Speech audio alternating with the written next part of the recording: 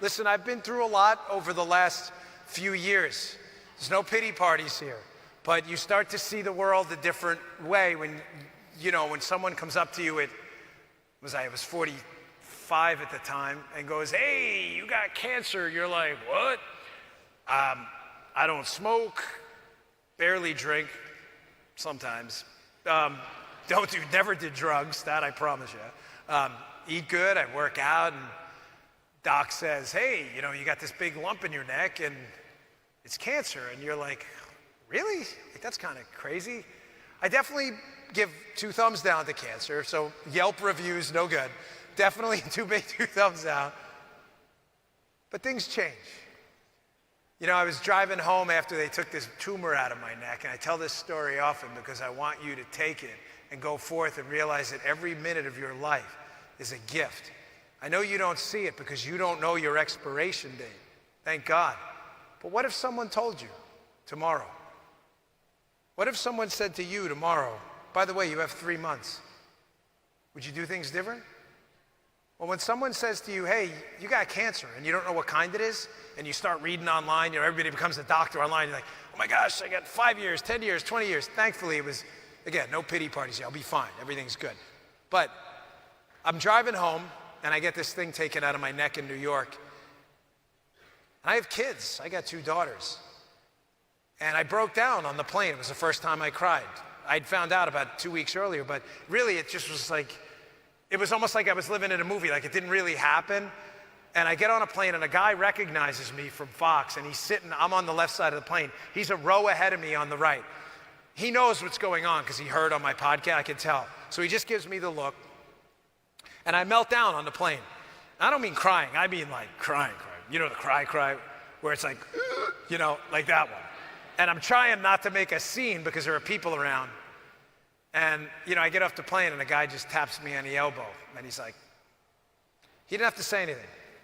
But I get in a car driving home, and they're building a shopping mall near my house. And it occurred to me for the first time, because I didn't know what kind of cancer it was, I was like, oh shit, I'm never going to see what goes in that shopping mall. And that's like the weirdest thought in the world because you don't know your expiration date. My point to tell you this is not a pessimistic story, but an optimistic one.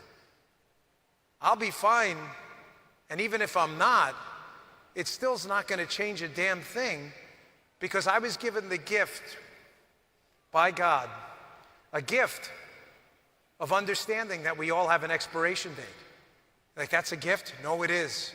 Because I'm telling you right now, there are many of you in the room, no, not this room here, but some, you get tired one day, you can take an extra class, you can go out to a Republican meeting, you can do an activism thing. I know it. You don't do it, you're tired. Don't waste a single moment. Don't. Because you seriously don't know if the person next to you, how long they'll be. You have no idea. And when that expiration date appears, all of a sudden you start thinking of things real quick, real different.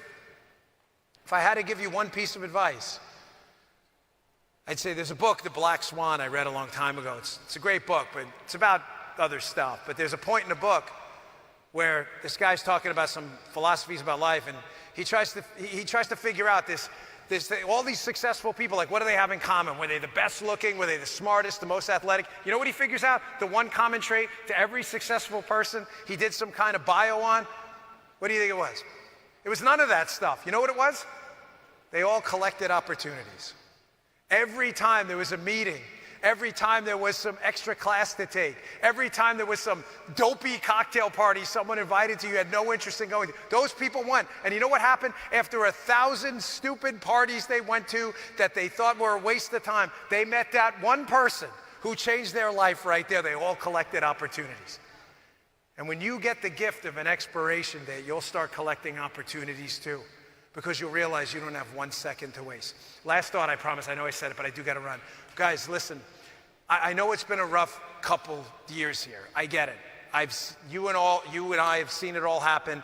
The descent of this country into like ideological madness, the near bankruptcy. I get it. There's no pity parties here. I'm an optimist about the future of the United States. It was a 1 in a million chance we would exist as a country. God said you will. He won't let us fail. He's not going to let us fail. He's not going to let us fail. He's not. So no pity parties. But here's the thing. He's not going to let you sit back either and be a spectator and just buy a movie ticket. He won't let us fail, but you damn well better get off your butts and help him fix it, because he needs his foot soldiers out there.